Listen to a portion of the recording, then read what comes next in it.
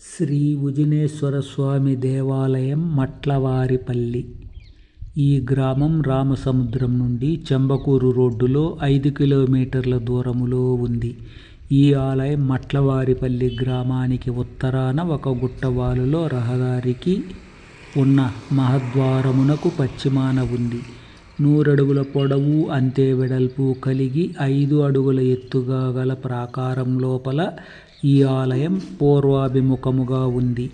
ఈ ఆలయంలో శ్రీ ఉజినేశ్వర స్వామి, శ్రీ బత్తీశ్వర స్వామి, శ్రీ బీరేశ్వర స్వామి, శ్రీ శిఖరేశ్వర స్వాముల వారు కొలువై భక్తుల పూజలందుకొని కోరికలు తీరుస్తున్నారు. ఈ గర్భాలయమునకెదురుగా నందీశ్వర ప్రతిమ ఉంది. గర్భాలయ గోపురం 39 అడుగుల ఎత్తైన పంచలోహ ఏకకలశ గోపురముతో పూరించబడి ఉంది.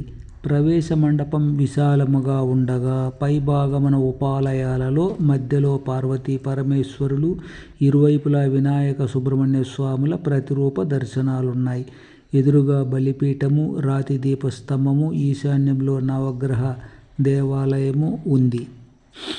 గుడి వెనుక వేరగల్లు గుడులున్నాయి. పురాతనాలయం దగ్గరున్న వేరగల్లులకు బదులు ఈ వేరగుడులలో నల్లని శిలలు స్థాపించి పూజలు జరుపుకుంటున్నారు.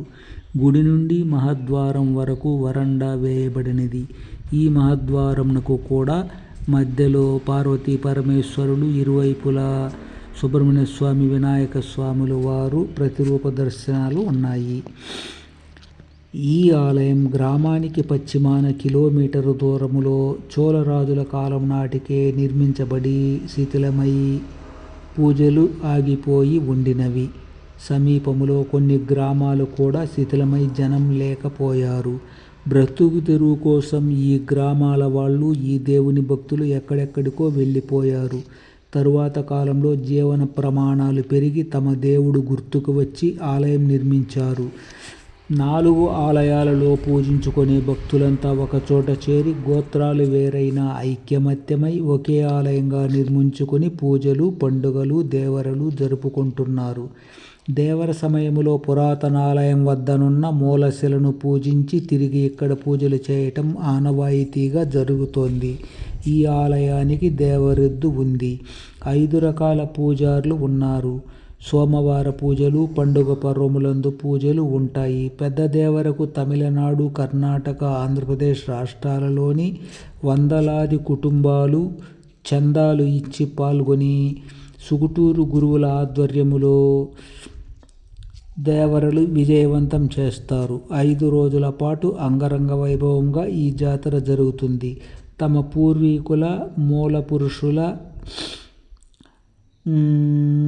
వేరగల్లులకు బదులు ప్రస్తుతం నల్లరాళ్ళనే మూల పురుషులుగా భావించి పూజాధికములు జరుపుకుంటున్నారు.